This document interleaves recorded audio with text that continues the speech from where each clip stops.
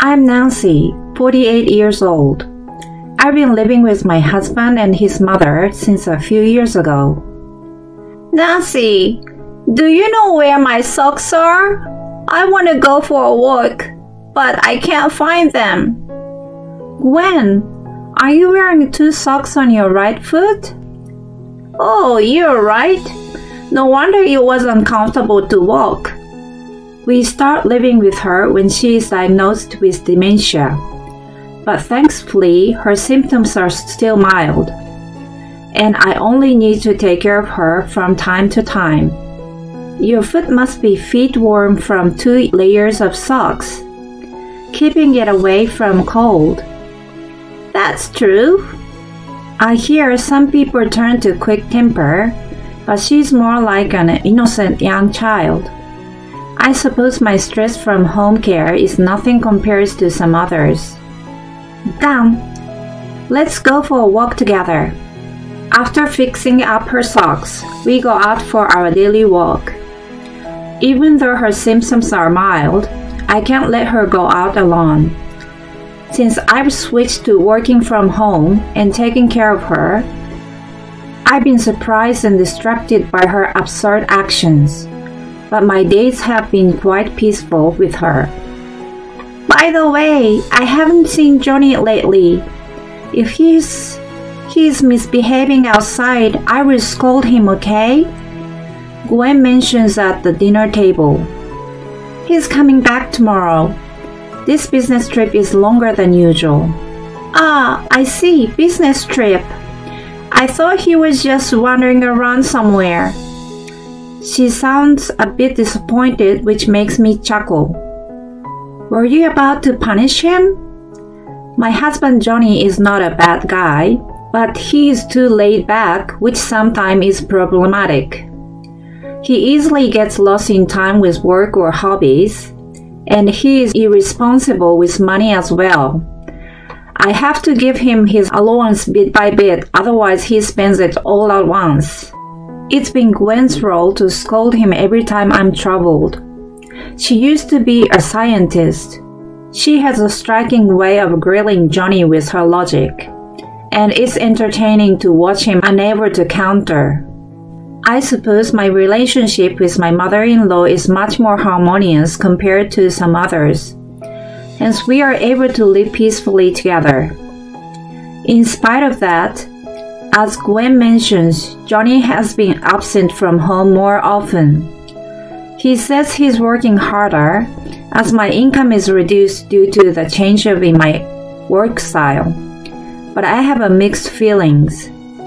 That's because our financial status hasn't been affected since we moved in with Gwen and there is no rent to pay. I would rather have him spend more time with his mother, so I want him to come home sooner than later. He has been coming back quite late and having more business trips in these 3 months. When he's finally back this time and I'm taking out his laundry from his suitcase, I found undershirts that I haven't seen before. Hey, where did you get these undershirts? What? He looks trivially surprised by my light-hearted question. They were in your suitcase. They didn't look like the ones I bought for you, so I was wondering. Oh yeah, I bought them. The ones you packed were old, weren't they? They were torn. Really? I packed everything new. Did you tear them? Are you sure? Maybe they were poorly made. Oh, I see. His suspicious behavior makes me skeptical.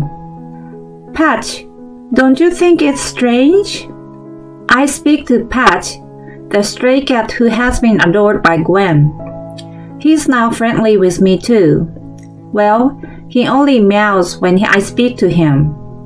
I checked thoroughly afterward, and I smell a scent of perfume too. Is it an affair? When I rub Patch's fluffy stomach, he pats me back with his soft paw. Are you comforting me? In that case, let's investigate. Oh my God, Gwen! Were you listening? If you have a doubt, act right away. Don't worry, he's careless, so he's incapable of hiding anything. There must be pieces of evidence left behind. She chuckled. Have you already made the assumption that he's cheating? I winked at her, but I decided to hire a private detective. Of course, I'm going to prove that he's innocent. However, no way. I can't believe my eyes looking at the report. When Johnny is back from his business trip and laying on the sofa, I ask him quietly, I have an important talk with you. He seems to sense my seriousness and sits up on the sofa. Do you have something to tell me? What? He flusters, which makes me sigh deeply. Do you have something to tell me? What's going on? You have something to say, don't you? I look into his eyes just as Gwen does to him when she questions him. He looks down. I'm sorry, business trips are half lies. He keeps his head down and can't find words anymore. Who have you been seeing? Where have you been going? Well, honey, the more I question, whiter his face becomes, and his eyes shift all over the place. So you don't deny that you're going somewhere and seeing someone, right? well, his face is distorted from discomfort. I stare at him with heaviness in my chest. Do you spoil her child? what? How do you? He is now pale as a ghost. I asked you about your undershirts the other day, right? Afterward, I went through your suitcase and noticed a slight scent of perfume, so I had you follow.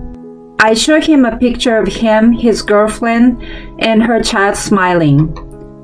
I had a fling out of my drunkenness 10 years ago. As soon as I found out she was married, I never contacted her. Once he takes the plunge, he starts pouring out the details. But a few months ago, she suddenly showed up and told me that she was divorced and raising a child alone. She was struggling with her life and wanted me to listen, so we went for a drink. While we were talking, we started having feelings again. But when she asked me to divorce you, I said no. I did dismiss her request. He glances up while he's telling me his excuses and keeps talking. But then, she said the child was mine. I denied that it was impossible. And then she asked me to do the DNA test. I was sure I wasn't the father, but I was. On top of it, the reason she was divorced was that her ex found out about it. My kid is really happy to find the real father. That I'm having a hard time leaving them, you know. He tells all that at once and then trails off. What do you plan to do from now on? Well, He flusters again, and I sighed heavily. If I didn't find out, you thought you could work it out, huh? I'm sure I would have discovered sooner or later. To begin with, I'm handling all the finance in this house.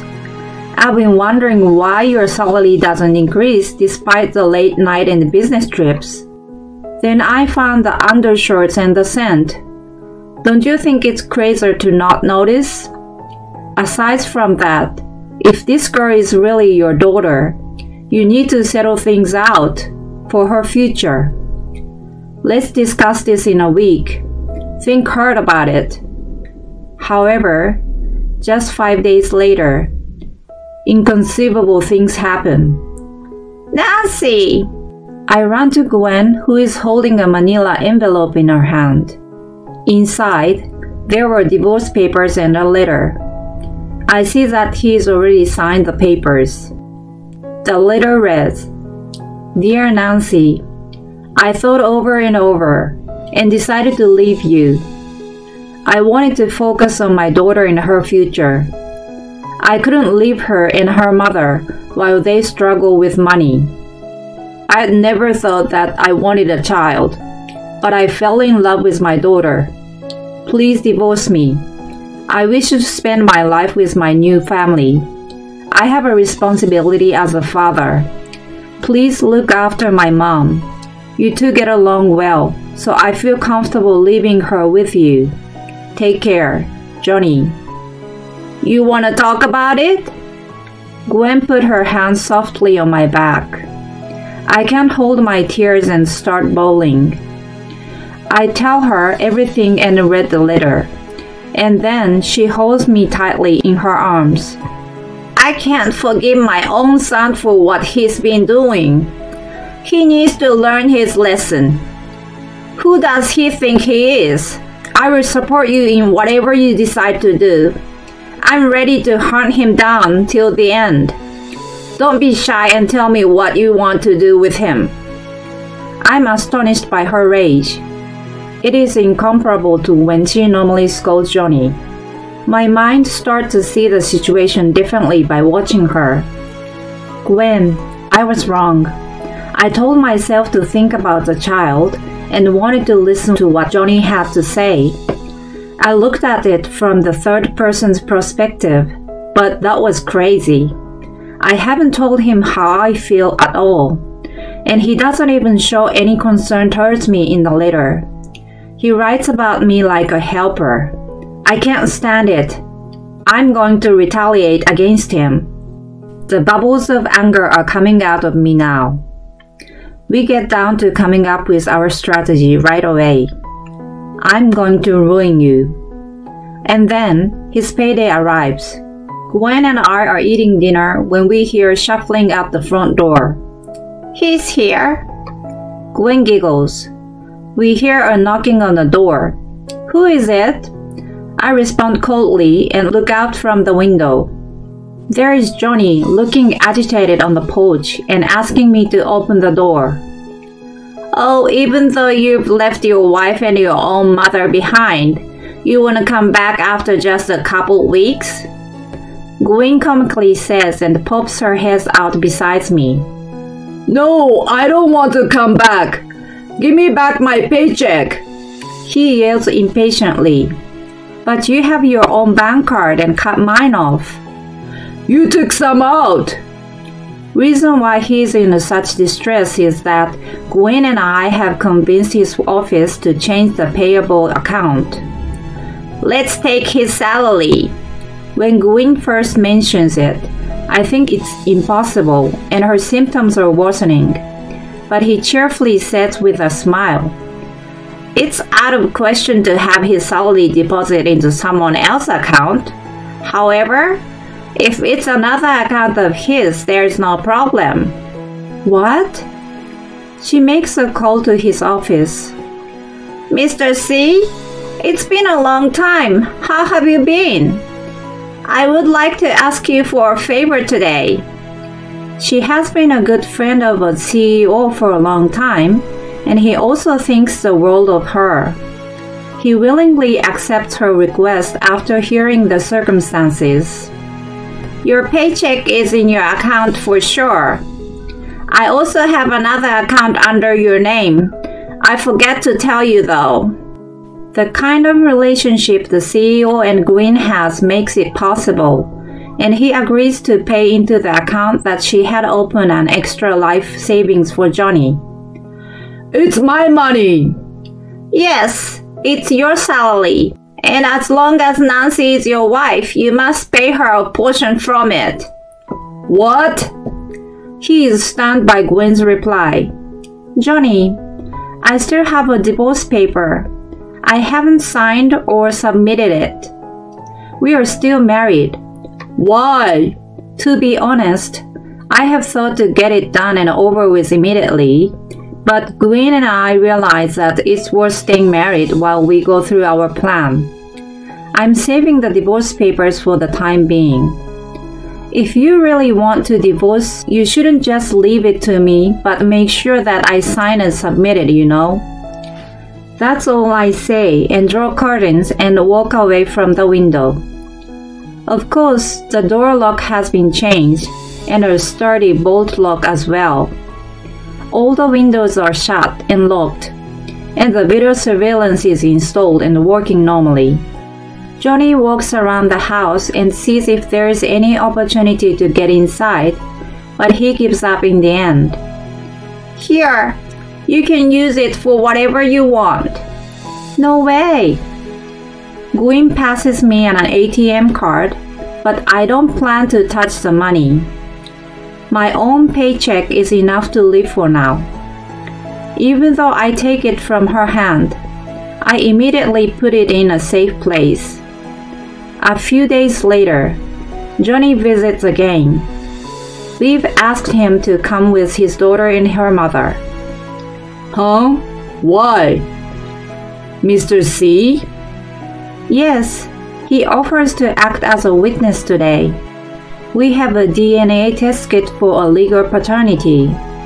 I smile broadly, to which Johnny returns an unpleasant look. I've already told you that the result has been out. But I haven't seen the actual collection of specimens and the result on paper. Johnny reluctantly agrees when he sees my intent glare. You don't look comfortable with it. Is there some problem if we check? It's not a big deal for us. It's up to you to decide. But we have told you that we will change back the account and finalize the divorce if you agree to one request, right? Our request is to take the specimens in front of us and prove the paternity of your daughter. Mr. C is here to be the witness as mentioned before. Okay. Just do it and get it done with. As long as this ends here, I don't care. Johnny sighs heavily and grabs the test kit, but his girlfriend looks white as a ghost. Oh, why? Are you leaving? She backs away slowly, roughly pulls her daughter's hand, and without a word, she turns around and runs out the door. Wait!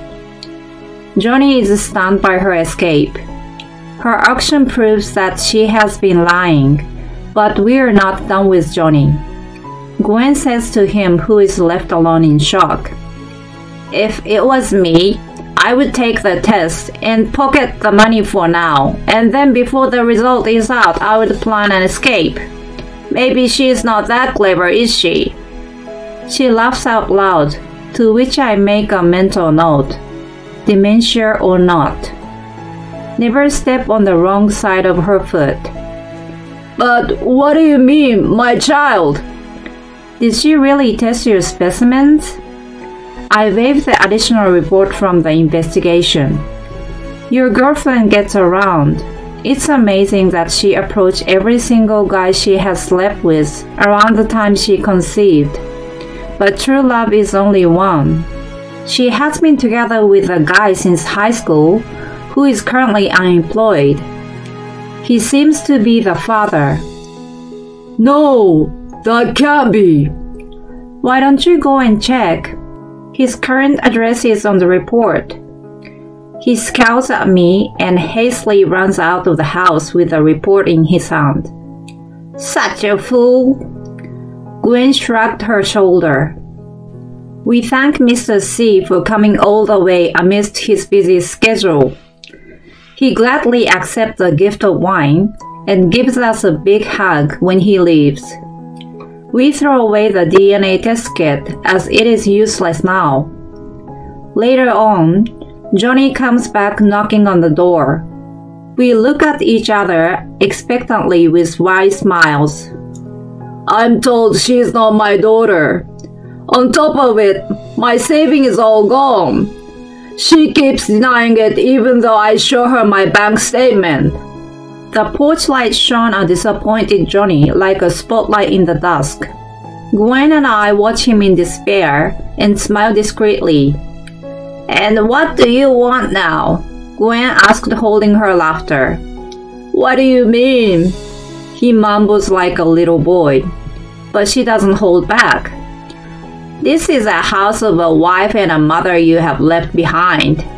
You have left on your own will. so I can't let you come back just because you change your mind. Mom. Mom? Who are you calling that? We are like strangers as soon as you get divorced. Besides, I have a very precious daughter who is willing to look after me, even though I have troublesome dementia. I doubt that there is a son who can abandon his sick mother anyway. Johnny tears up with a grim look on his face. On the contrary, I tear up from the happiness of being called a precious daughter. Please take the envelope in the post and leave. The money you need for the time being is separated into smaller envelopes inside. If you use it all at once, you won't last until your next paycheck. Be careful. You will get the full paycheck from next month. Nancy, you're the only one for me after all. If you still care about me, we can restart, can we? His face brightened up, but I have absolutely no intention to do so. That envelope is my last kindness to you. Take care of yourself. Wait, please. It was all my fault. I will never ever make the same mistake. Please forgive me. With a bang of the door, he is shut out by Gwen. After that, we sold the house and moved out. Gwen makes me her legal guardian before her dementia worsens, and I'm now able to move all the assets as I wish. Her meticulousness renews my respect for her. She has chosen to live at a residential care facility, and I have my own apartment nearby. It gives me peace of mind to be close to her. I'm back to my full-time work now. As soon as all the legal matters and the relocation were done, I finally submitted the divorce paper and demanded alimony. Gwen has forced the lawyer to collect all the money in Johnny's extra savings account, which she had opened for him, and Johnny gave up without a fight. I'm a bit sad about losing the status of her daughter-in-law, but Gwen and I will continue having a great friendship.